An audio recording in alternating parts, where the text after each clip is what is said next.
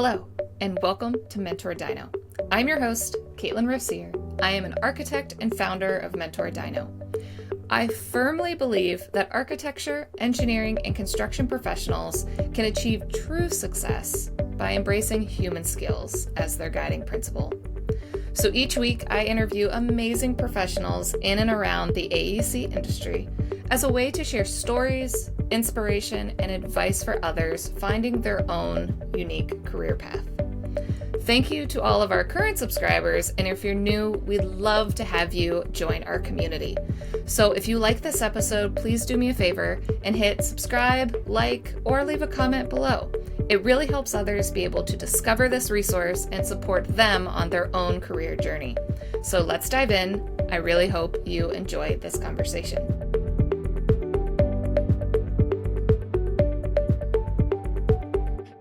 Welcome to the mentorDINO podcast. I would like to welcome Elaine Anderson and Andrea Lacour, founders of Contour Collective Accessibility Consultants out in Austin, Texas.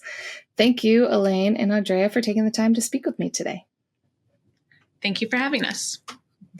And I know I always start out with my loaded question of introducing yourselves and letting my listeners know a little bit about your journey and experience so far in your education career. So I'll let you guys each take your turns with that one. Sure. I'll kick it off and then I'll hand it over to Elaine. We will probably talk a little bit more about some of the nuance of our journeys later on, because accessibility consulting is a very specialized niche field. So I do have a background in architectural design from University of Washington in Seattle. And prior to that, I actually wanted to be a photographer, but I had a ceramics teacher and I made some kind of, 3D sculpture. And they said, you really should think about being an architect. And that kind of just stuck with me for years. And then I pursued architecture. And I think somewhere along the way, I sort of had in the back of my mind that it wasn't the absolute perfect fit for me. And then I ended up actually teaching third grade for a year. And there's some stories about how that came along. But past that, I then moved to Austin and I started interning at an architecture firm in Austin. And then from there, I officed with another accessibility consultant and then started kind of doing half and half, and then decided that I really enjoyed the accessibility side of the profession and have been doing that now entirely for about 10 to 12 years. And my name's Elaine Anderson. I'm also an accessibility consultant. And my journey, I'm an alumni from University of Texas in Arlington. We're the Mavericks, not the Longhorns. But I went to school for interior design. Interior architecture is really the focus of what I was going for. And I knew from young age that design is what I wanted to do. So I focused on that. And then I went into residential architecture and I did that for several years. And in the meantime, I decided to join the Navy and I got to travel abroad and was in the Middle East for some time to get more money to go to grad school and get my master's. But in the meantime, life happened and careers changed. And then I found myself being into accessibility as an extra side job, learning some code for the architecture firm, and found that I really enjoyed it because then I can be a part of a lot of different projects instead of being kind of married to a family for several years while their fancy house got built. So changing into the realm of multiple projects versus one was really interesting. And then the education aspect is always nice too, to help educate people the why behind the accessible components, why they're there. And then having our design backgrounds, we can be creative to help them come up with solutions. And so that's kind of where we are today in our journeys of careers and professions together. Yeah. And just very different journeys, because not many people I talk to have gone off and been a teacher, gone into the Navy, and then coming together. So I expected more like side little pivots to both get there, and not like, I don't want to say extremes, but they're big pivots in a career. So how did you guys both meet? So I always like to tell this story. I think it's very funny because Elaine actually interviewed me for a job at an architecture firm when I moved down to Austin. I hadn't worked for an architecture firm, even though I had a degree in it. And I, went around looking, for an internship essentially, or a low-level job. And Elaine interviewed me and gave me a key to the office at the end of the interview. Like, you're hired. We'll see you on Monday. We needed the help. Yep. So we've been working together for 15 years now. And that was in the architecture firm. Correct. One.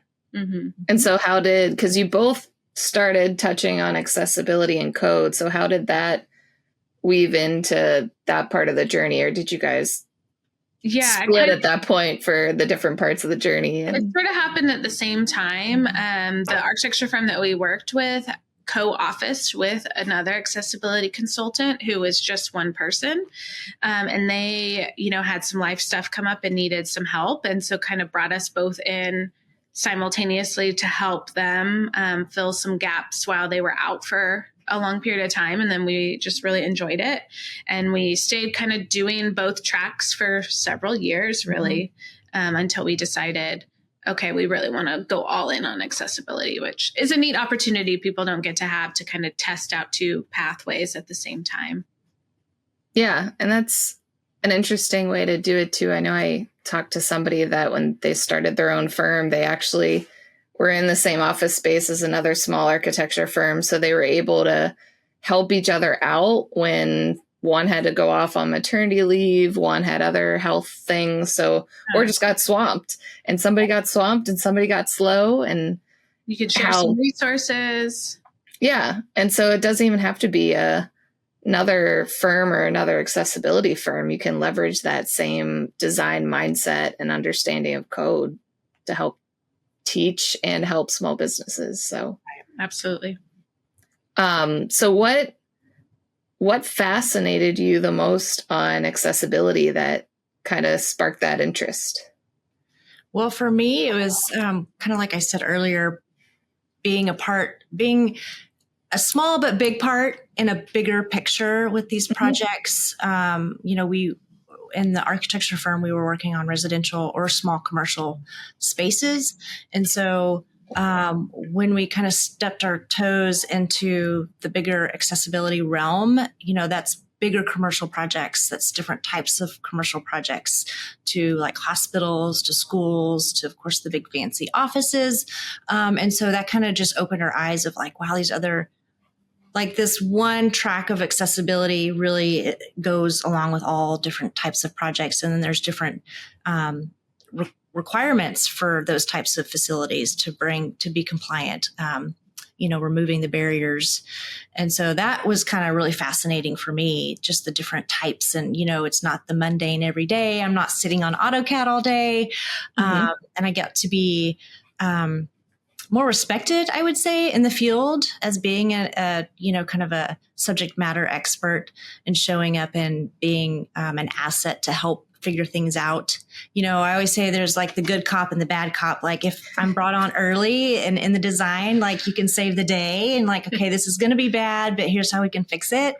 Versus if I come in at the end, and I'm like, this is bad, we got to rip it out and start over. Then it's like, they don't really like us so much. Yeah.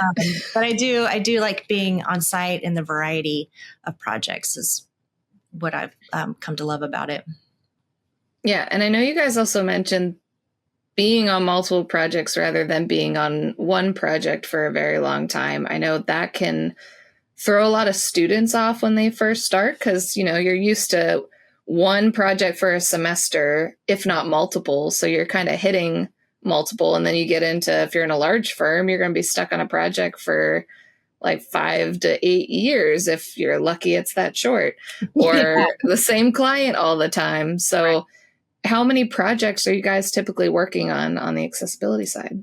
Hundreds. At one time? Yes. So today I could get a call from one of probably 300 to 400 different projects asking a question. Luckily, we both have really good memories and recall ability and are also very quick to coordinate in our files to recall items. But yeah, I mean, we are such a small piece for most projects that we may be really heavy during a small portion of design, and then we don't hear from them for 2 years, but then something comes up during construction and there's an issue that they didn't expect. And so, the life of the project, we are still maybe involved that whole, 2, 4, 5 years, but we may not even think about that project for a year at a time. Yeah, you're not in the day-to-day weeds of every little nuance. So yeah, I know like my shock face at 100, but it's like you're more focused on a specific area. You don't have to remember 100 projects and every little detail on what's going on everywhere. Right. That's definitely a different amount of mental power. Like it's more juggling, but similar systems and how you're pulling it together. Right.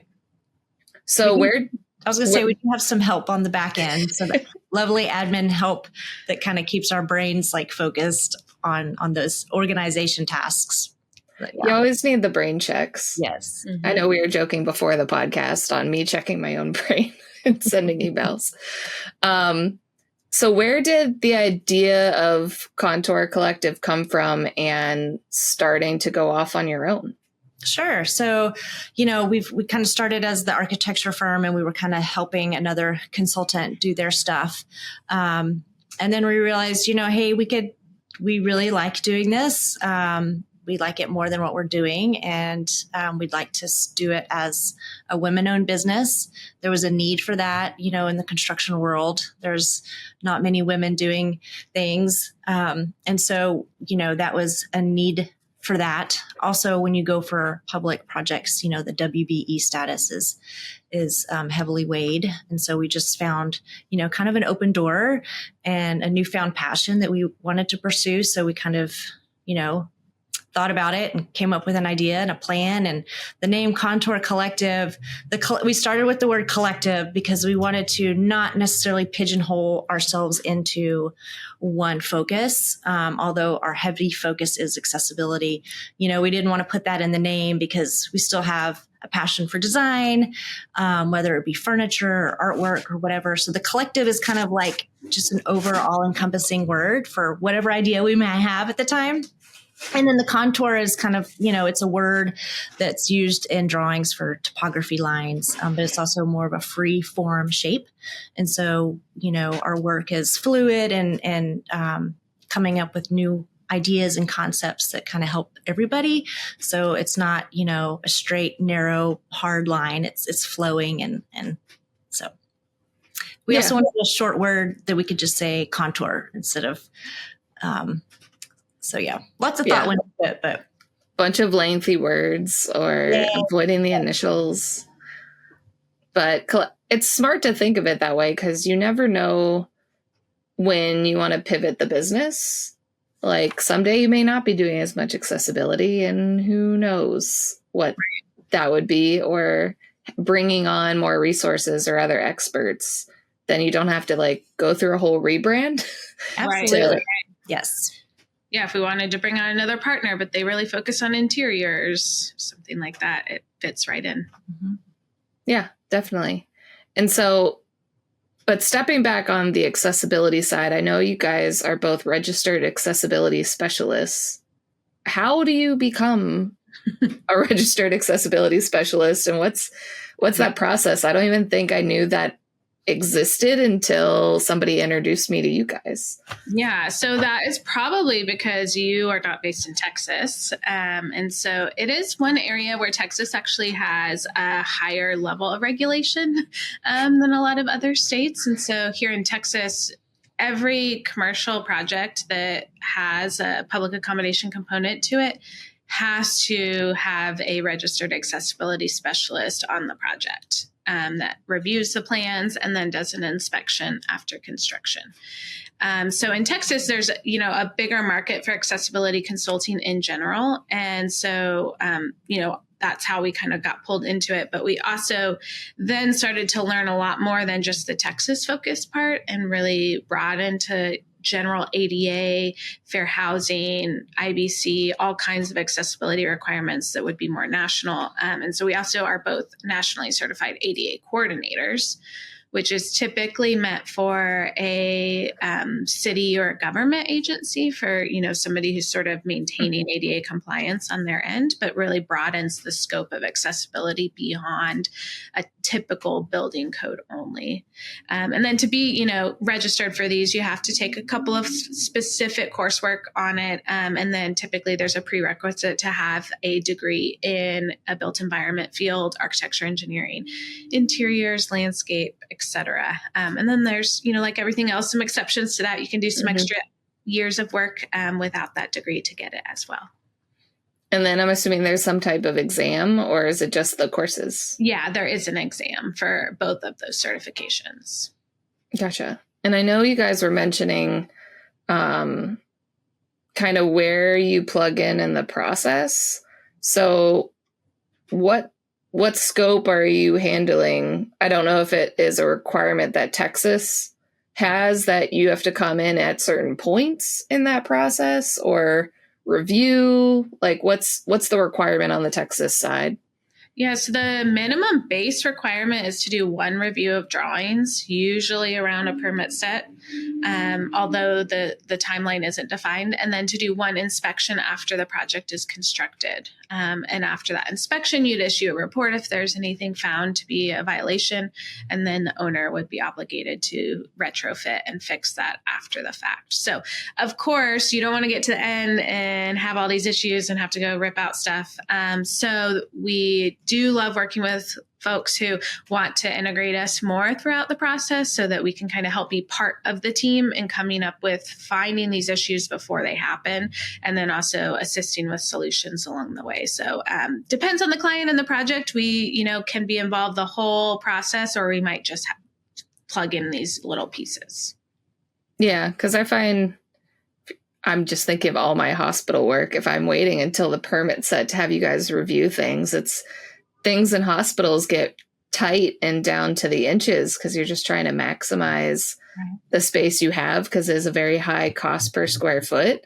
I wouldn't want to wait till permit's set to have you guys review. It's like, hey, here's overall layout, what we're thinking, doors, placements, go take a review before I go design the whole thing in case there's a major issue that would be a big redesign, because a big redesign at permit set's going to be just as costly for an architecture firm, probably not as costly as let's rip out all the walls in construction. But from a firm profit standpoint, a lot of firms aren't making that much profits anyway, that could break them breaking even on a project.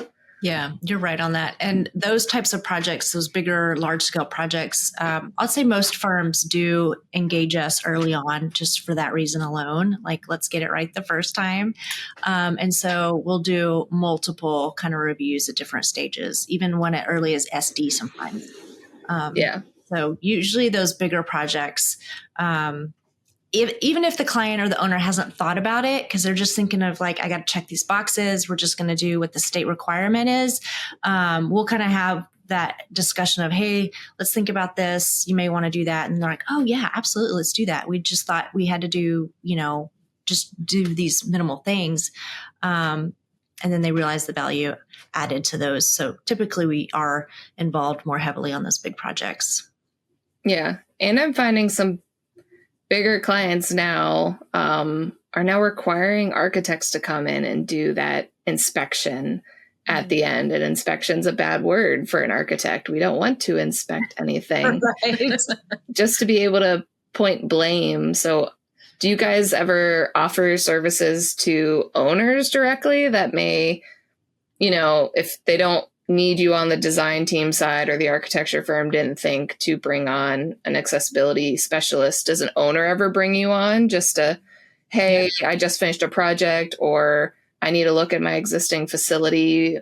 What's your review? There's all kinds of ways that we might work for an owner versus a designer. But a lot of times is during kind of a purchasing process, due diligence, we'll go in and assess existing facilities, sort of let them know what they're going to get themselves into, especially if they're doing any kind of renovation work. And then a lot of times we will come in on the owner side, not necessarily as an owner's rep, but to sort of defend their point of view if the architect or the contractor has a different consultant, so that there's, two opinions. Want to make sure that everybody converges on what the true, requirement and interpretation is. And so we can really be a strong defense for an owner in that way. And then, of course, we also do some expert witness type of work. So if there is, unfortunately, a lawsuit or moving towards complaints, then we may be, more directed to have conversations with the owner, of course, to let them know what their liability is, but also how they could correct the remedy. Yeah, because I know a couple of large businesses kind of got hit hard with some of those. I know a local grocery store had to redo like half of their store's ADA parking spots because the slope was too steep. And as soon as you get one person that actually knows the code, and, people sometimes are sue crazy. Yeah. So, but saw that and I was like, oh, that's all that patchwork. And then, explain it to people who aren't in the AAC industry. Here's why this is going on. Right. So what types of projects are best suited to bring an accessibility consultant on board? Well, first of all, I would say all of them, because access for everybody is very important, right? But it is required by law for all commercial public accommodation type projects at the federal ADA level. We are based in Texas, so we have that Texas level code, but then the ADA is always big brother because it's a civil rights code law. And so, equal access is the nature of that. And so it can be applied to most all projects, but specifically the commercial, public, governmental type facilities. And then within housing, there's another federal law, the Fair Housing Act. And so that applies to your typical multifamily facilities. There's some nuances with that that could trigger additional compliance. So, your big multifamily projects are also subject to comply. And so I would say about 50% of our work is on multifamily housing. That can be market rate, high-rise condos to affordable housing. So it really runs the gamut. It doesn't matter who's renting or owning. It's triggered by how many units are in a building. So we do a lot of work, like I said, in multifamily and then the commercial realm. But we can work for architects, we can work for developers and owners, that we do some roadway work with civil engineers for sidewalks, any pedestrian infrastructure. We get brought on board for that too. And then of course your parks with landscape architects. So anything in the built environment, we can be involved with. Yeah. And that just also helps with like variety of work too. Yes. So. Yes. Yeah. It's fun to mix it up. Yeah. I've never done a multifamily one, but I think of my brain goes to hotel and how there's only a certain number of ones that have like ADA bathrooms. Right. So is there just a certain number in multifamily that need to hit that at that point? And it's just luck on who's renting, because it's, you're renting one spot. Does an owner have the obligation to upgrade the restroom if it's not ADA compliant? Multifamily is very interesting because there's actually layers of different types of units. So on a multifamily project that's subject to the Fair Housing Act, every ground floor unit and every unit served by an elevator has some level of accessibility requirements. I would say it's a very low level, but there's still some level, wide enough doorways so people can get through, some minimal clearances, heights of outlets and switches. Mm-hmm. And then there's a requirement for 2% of the units to be a higher level of accessibility called a type A unit, where you might have knee space under a sink, but you still have cabinets that can be removed if somebody needs it, for example. Gotcha. And then if you have affordable housing where you're receiving, some federal money, there's another level of type of unit called an accessible unit or a mobility unit that's even more truly accessible for users. Got it. I'll also add, I know. Yeah, we didn't touch on the residential like the single family type of project. So that's not a requirement really by any accessibility code. But we do like to help people that are considering aging in place in their homes, like planning for the future. And that kind of brings back our passion for design from our residential design experience. So we can help folks plan for the future, maybe put in some bigger doorways from the get-go, put in blocking in the walls for, grab bars in your restrooms and things like that. I was fortunate enough to be able to help out a local organization called Returning Wounded Warriors. It's for vets that came back that were wounded and needed special accommodations in their homes. And so I was able to go in and meet the families and understand their needs and then come up with a plan of how to modify their home.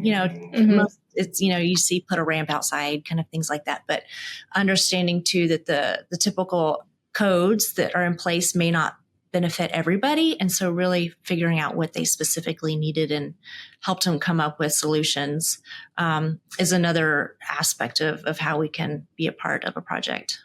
Yeah, because codes they're meant to be there for a reason, but sometimes they're not conforming to everybody. Mm-hmm. So I have a friend that is taller than the minimum ceiling height I am allowed to do. Wow. So I joke with him. I'm like, you break the code. And so if I'm out and there's a sign that's low and I'm like, sorry, theoretically somebody can hang it that low. So now I add a couple inches to the code as I meet people that are outside of the code. Yeah. But definitely getting in and helping just to make sure people aren't paying for things twice if they don't have to, if they're setting up something. Right. Shifting a little bit on the business side. So I know you guys are coming up on your 10-year anniversary. Yeah. Do you have any advice or big lessons learned being small business owners? Well, probably spend the whole hour talking about that. Hopefully you like each other. We'll start with that. Yes, fair. Yes. Know each other before you go into business, for sure.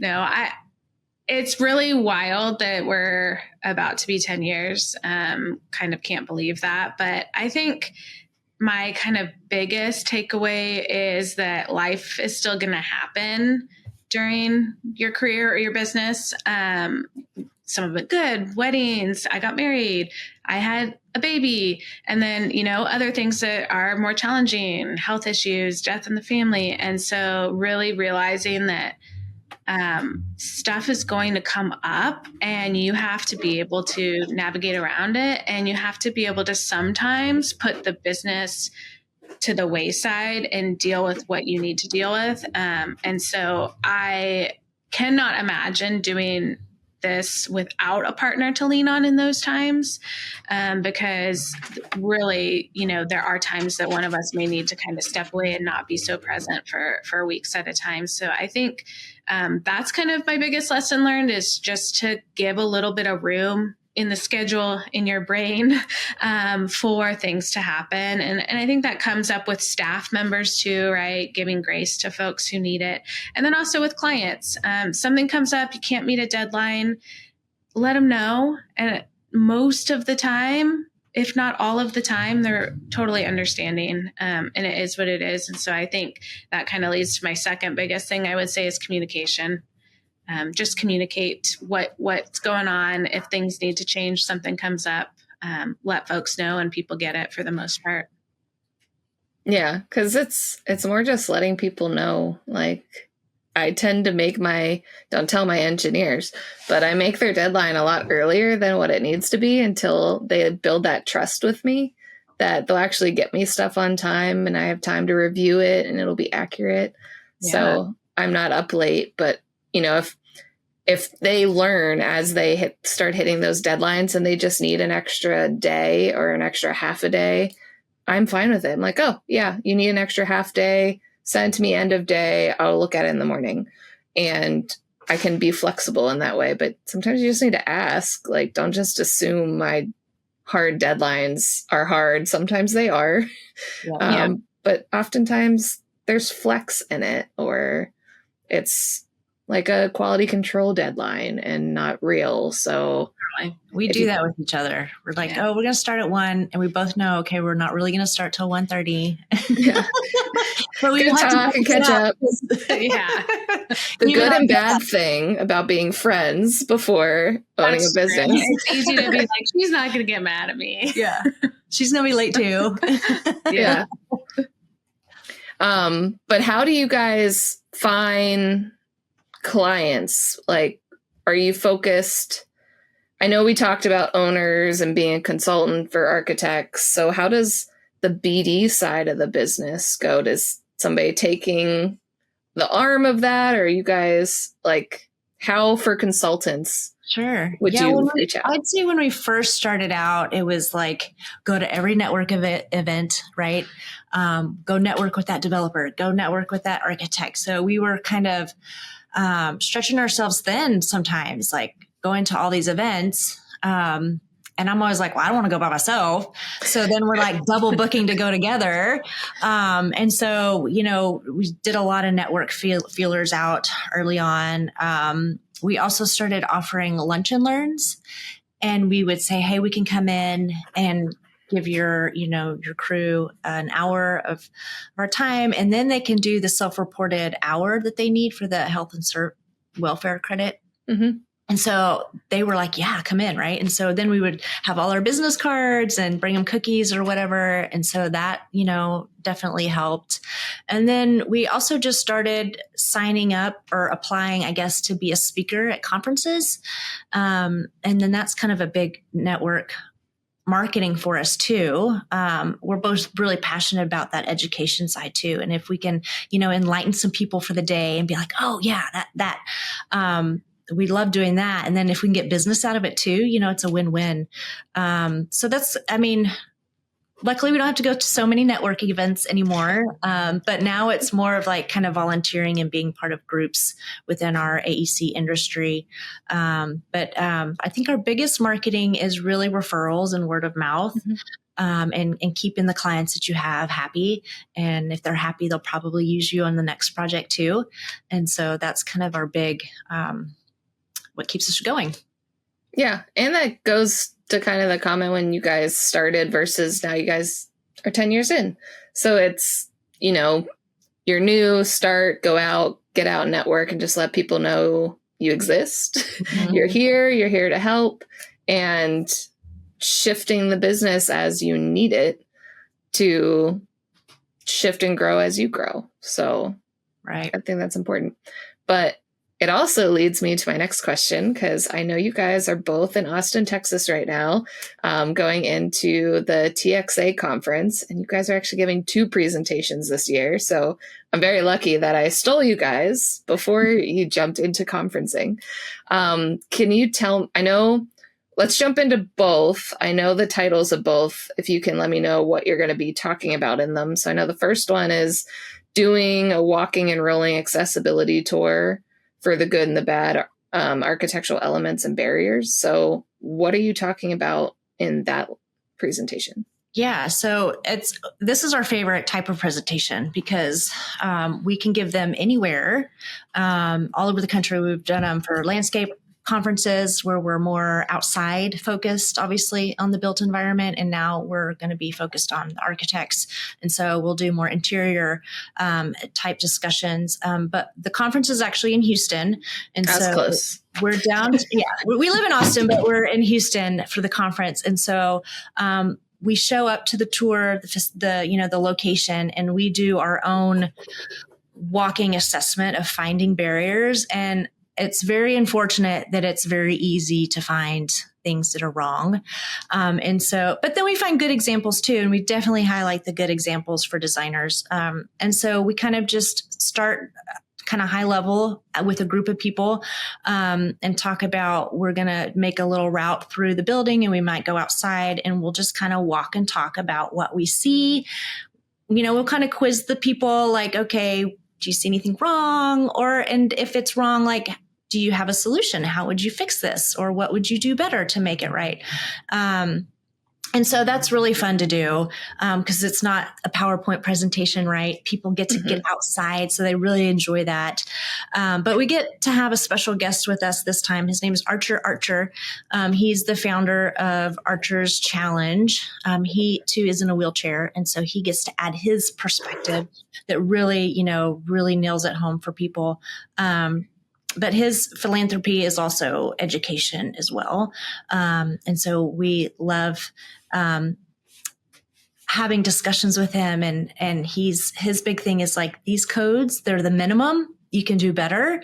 And he talks about how the minimum code doesn't work for him. He may need something bigger, or he may need something different. And so we are really excited to have him with us and roll along with us on our walking and rolling tour. So how does that work, coordinating that with the conference itself? Like, when you apply to conferences, it's usually, thinking it's going to be a presentation. What's your script? Like, sure, what do you need? Or how do the tables move for you? But since you're doing like an obstacle course, we do put a little effort up front and be like, okay, we can kind of do this route. We kind of do the Google Maps and, keep it. We understand we have about an hour, and we try not to traverse more than a mile. And we've kind of learned, okay, you can kind of walk and talk leisurely. We don't want people to get out of breath, and we definitely want our routes to be accessible. So we do map them as best we can, as part of our kind of application, and we'll kind of map that out for them and tell them what our agenda is. And then they ask us too, like, how many people can you accommodate? Well, we make sure that we have kind of like microphones with us. So we obviously want people to hear us so we can accommodate really big groups. We don't want to turn anybody away, of course. And so that's kind of how we outline it. Yeah. And how many wheelchairs are you going to have for TXA? Oh, not everybody's in a wheelchair. It's just, it's just the attendees. Okay. But we've had many, many participants in wheelchairs. Because I figured that'd be the big thing. Somebody wants to jump in. Okay, I'll go do it. And yes, that is what Archer's challenge is about, actually. He would do a big event at University of Texas on campus, and all the campus kids would come and get to participate and be in a wheelchair for a certain amount of time. And then those are the challenges, Archer's challenge, to try to navigate through those barriers. He hasn't done it in a while since COVID, but that was his big activity he would do. Yeah. And even thinking back, I went to school at Kent State University, so Ohio, generally flat, but Kent is very hilly, and I was a tour guide. And there were times I had parents on crutches or students in wheelchairs, and it's like crap. And you're just like, you're playing in your head the route you are told you should go, and it's okay. And you're trying to remember, is there a handicap door there? Is there a ramp, or is it just the steps? And having to like pivot on the fly when trying to show off a campus, and you want it is accessible, but even that route wasn't necessarily accessible in general. If it's somebody wearing a boot, I'm like, okay, we're going to be walking this far. Are you okay with that? Or try to find a wheelchair and grab them before they start the presentation side. But that was a whole nother level of like, just thinking, can I do my usual path, or do I have to go a different way because of the route and stairs? And there were just a lot of steps throughout campus. So definitely gets you to think differently. Yeah, that's a great story, actually, to talk about, how it might be ADA compliant, right? But it may not work for everybody. And also sometimes the accessible route isn't that visible. It's not that easy to find or to figure out. And so as designers, we really obviously want to encourage folks to really have that mindset and think about, putting yourself, in that perspective to figure out, can you make additional routes that work without, added barriers, even if they might be allowed under the code. Yeah, because you don't want somebody to not be able to go through a main entrance of the building because they're in a wheelchair and they have to go in some side entrance that's just to a hallway, and that's not welcoming and inclusive to everybody. Right, exactly. Now, the other session is universal design, so I'm assuming touching into some of those components. Yes, and did not mean to tee that up, but it did tee up very nicely into that question. So universal design, I don't know how familiar you are with it. It is a concept that's been around for a while, but it's starting to get a bit more momentum within the design industry, which is really exciting, and excited that TXA wants to highlight this as a topic for this week's conference. So the idea behind it is to go above and beyond the minimum, right? The ADA and other accessibility codes are a minimum, a baseline. They're a compromise. They're inherently political. The president of the US signs the ADA, right? And so there's a lot of lobbying that takes place. So not all parts of the code are really that helpful for all types of people with disabilities. And there's a lot of types of disabilities that are not really factored into the ADA. And so universal design is really changing that mindset to say, let's be inclusive. Let's design for all abilities. And let's not just design for disabilities as something we have to do as the ADA, but let's really think through how can we make environments and spaces, give opportunities to all kinds of folks, all abilities. And so, an example of that is folks that may have some kind of neurodivergence and so may have sensory issues or challenges, need moments in a building where they can take respite and have a break away, not be overstimulated by too many lights or colors. And so none of that is in the ADA, even though a lot of these are considered covered disabilities under the law of the ADA. So universal design really starts to touch into a lot of different other ways.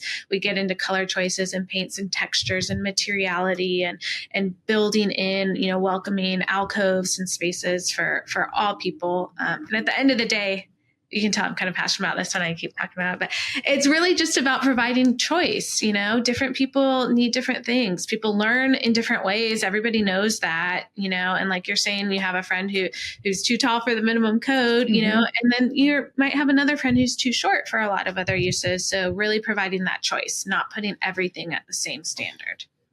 Yeah. And people grow and change.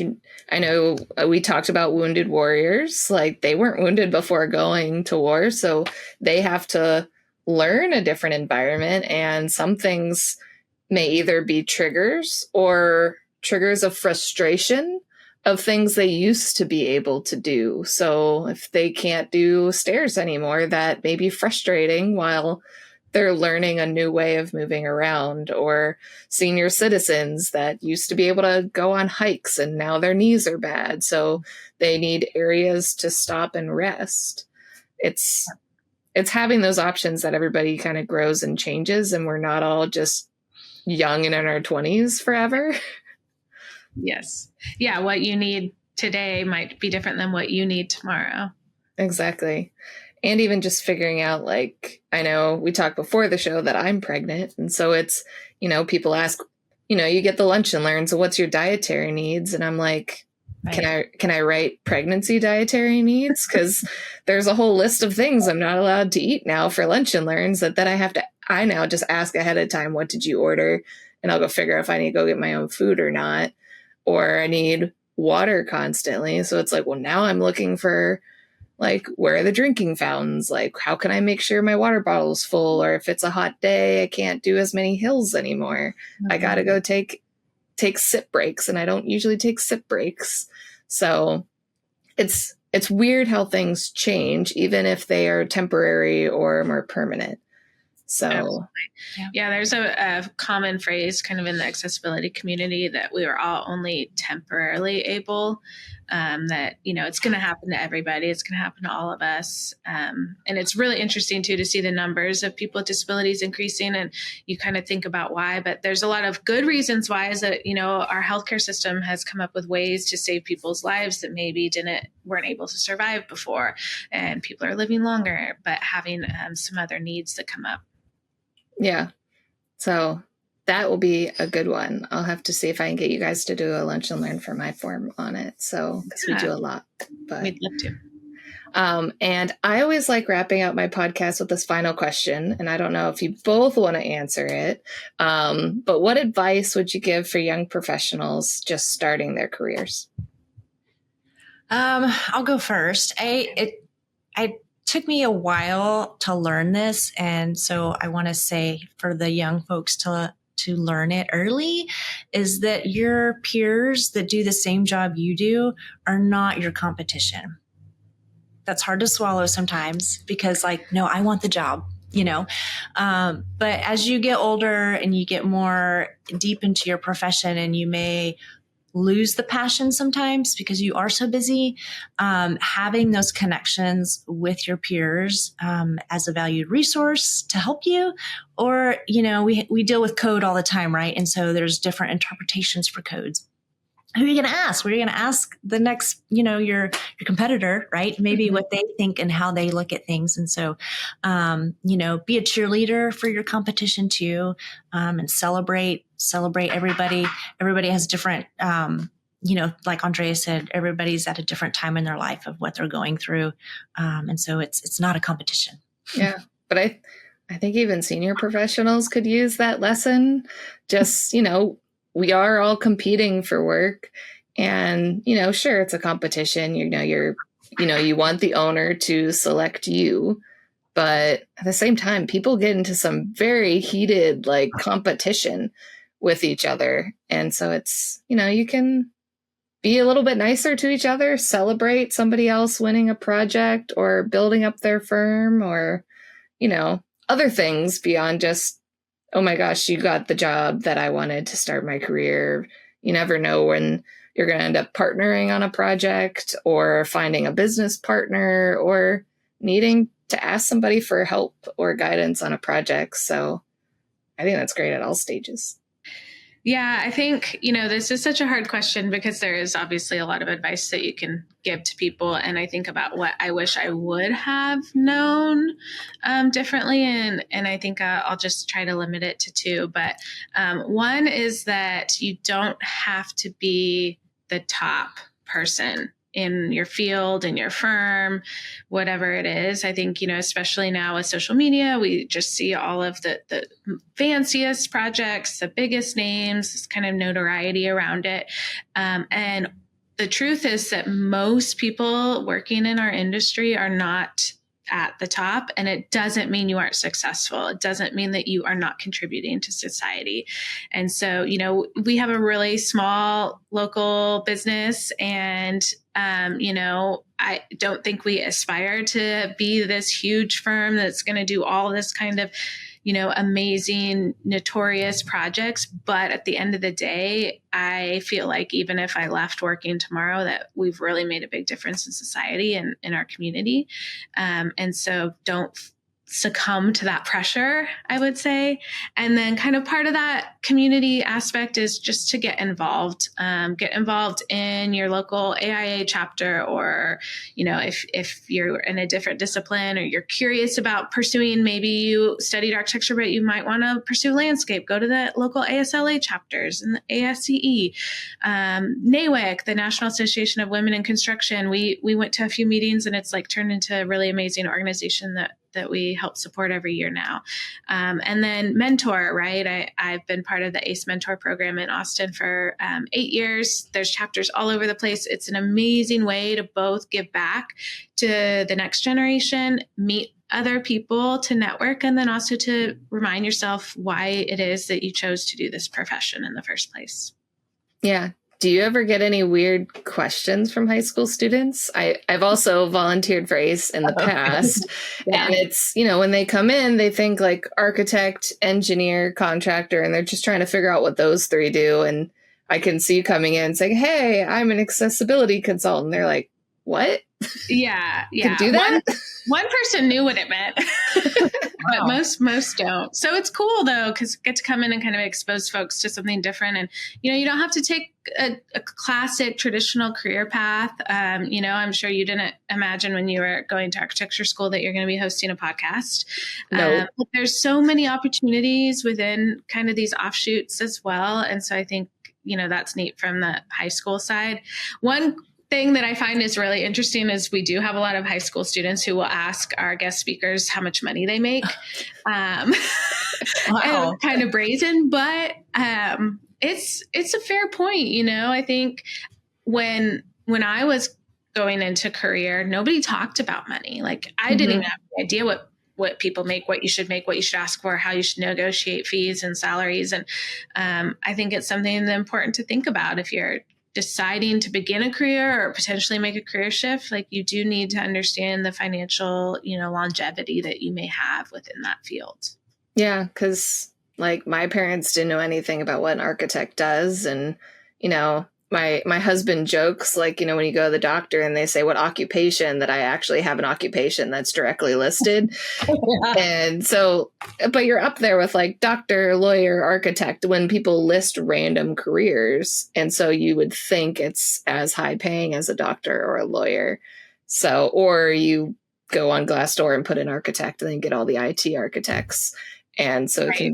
it can be deceiving if you don't know the proper words or the right way to look for it. So I'm not surprised. Good for the kids. Yeah. I would have been scared to even ask. And it's funny because the contractors in the room, they want to kind of jump in and say, hey, we'll pay you a lot because they want the work, and they need it too. And there is a lot of avenue in the trades and other opportunities if, full college isn't in the cards for you. So yeah, it's a funny thing. And they're fun. I've gone to a lot more trade events. And I think if I went to more when I was in high school, I may have ended up on a trades route rather than architect, because I think I enjoy it more. But now I kind of like the education and storytelling side. So yeah, you never know. But if I got exposure to it in high school, who knows? I would have potentially taken a different track. Right. So, but I wanted to thank you guys both for being on. I know you guys are jumping into conference this week and a lot going on. So I wanted to thank you guys so much for being on the podcast. And if anybody is interested in getting a hold of you, wants to learn about being an accessibility consultant or needs one on a project, what's the best way to get a hold of you guys? I would say our website first. Well, maybe not. It needs to be really updated, but we can start there. It's contour-collective.com. Okay. I will put in the show notes. Okay. So our emails are in there so you can get a hold of us. But it definitely needs to be updated. But I think it's a testament that, we're busy doing projeces. Yeah. Busy and growing, and you never know when things need to change. But we're also on all the social media stuff, and those we do have a marketing girl who does kind of all that for us, so she kind of keeps those up to date for us. But you can find us on all of those as well. Yeah, I will put your website and any handles for different social media down below. So if anybody's looking to find you guys or just want to follow along on your story, they can do that. Perfect. Thank you so much for having us. Yeah, thank you. Very fun. I hope you enjoyed our discussion today. Learn some advice to take with you and see how our industry is all tied together to create the world around us. Check out the description below for any links or resources we discussed. If you liked the episode, please do me a favor and hit the subscribe button. Give me a thumbs up and leave a comment below. It really helps others be able to discover this resource and support finding that career path that best works for them. If you know someone that has inspired your own career that you'd like me to interview, let me know in the comments below, or you can reach out to me via my website or LinkedIn. I'd be happy to share their story or your own. Thank you again, and I cannot wait for the next career story I get to share with you next week.